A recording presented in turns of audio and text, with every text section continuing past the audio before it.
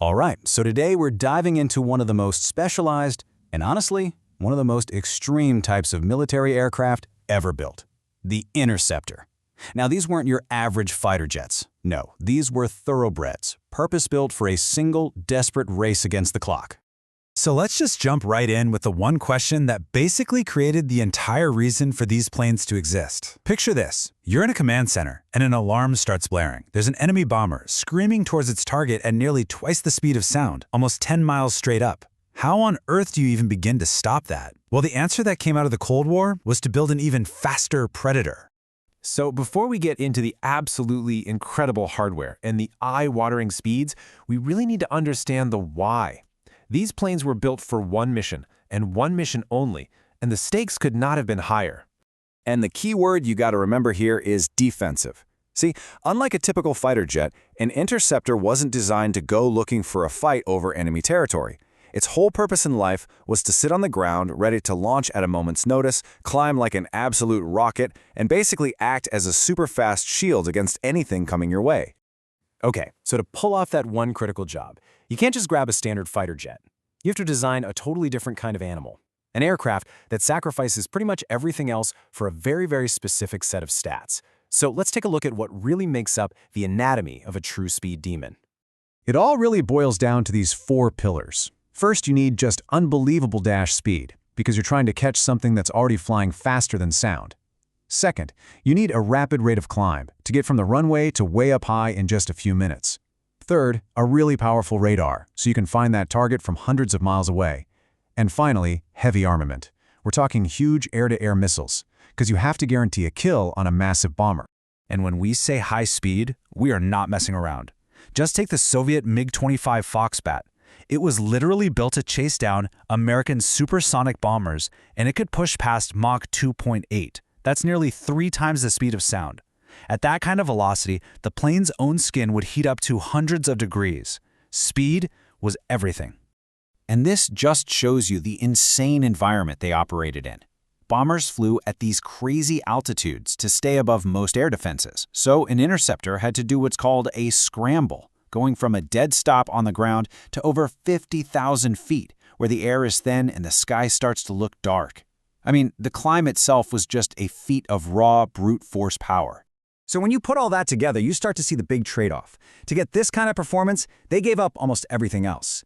Interceptors, a lot of the time, were not very maneuverable. They weren't built for tight dogfights. They were basically drag racers of the sky, designed to fly in a straight line as fast and as high as humanly possible, launch their missiles, and then head for home. Now, this really unique design philosophy, it wasn't born in a vacuum, It was forged in the intense paranoia of the Cold War.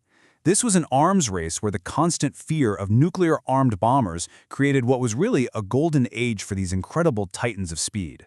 You can actually trace the history of the Interceptor by looking at the history of the bomber threat itself. I mean, it started with these wild, early rocket-powered planes in World War II, like the Me-163. Then, in the early Cold War, it evolved into these integrated systems like the F-106, which was basically flying a computer that was connected to the ground. This all peaked in the late Cold War with raw-power machines like the MiG-25. And today, yeah, a plane like the F-22 Raptor can do the job, but it's also so much more, which kind of blurs the lines.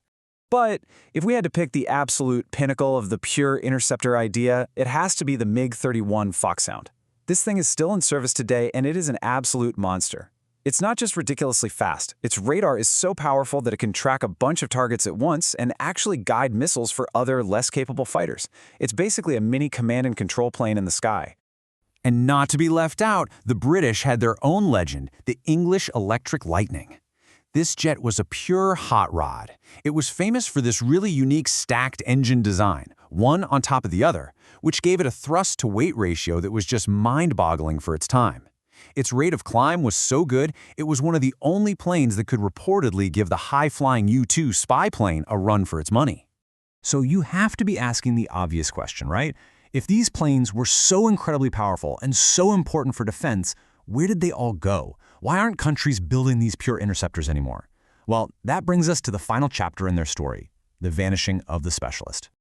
Their decline really happened for 3 main reasons. First, you have the incredible rise of the multi-role fighter. Second, you have massive leaps in the power and range of surface-to-air missiles, or SAMs. And third, and this is the big one, the strategic threat itself changed from bombers to intercontinental ballistic missiles, or ICBMs. And you just can't shoot down an ICBM with a jet. And this comparison right here, it illustrates the problem perfectly. On one side, you've got the Interceptor, a master of one specific job. But on the other, you have a modern multi-role fighter like the F-35. It can still do the intercept mission, sure, but it can also dogfight. It can provide air support. It can attack ground targets. For any Air Force trying to manage a budget, that flexible, cost-effective asset is going to win out every single time over the expensive, specialized tool. It's just simple economics and modern battlefield reality. You know, the iconic F-14 Tomcat is a fantastic bridge between these two worlds. Its number one job was absolutely that of an interceptor, defending the Navy's aircraft carriers from bombers. But it was also designed from the ground up to be a fearsome dogfighter. So you can see the lines were already starting to blur, pointing the way towards the multi-role future. So, the pure interceptor, this amazing specialist forged in the anxieties of the Cold War, has pretty much faded into the history books. Its duties have been absorbed by the jack-of-all-trades fighters we have today. But the legacy of these incredible machines, it definitely lives on.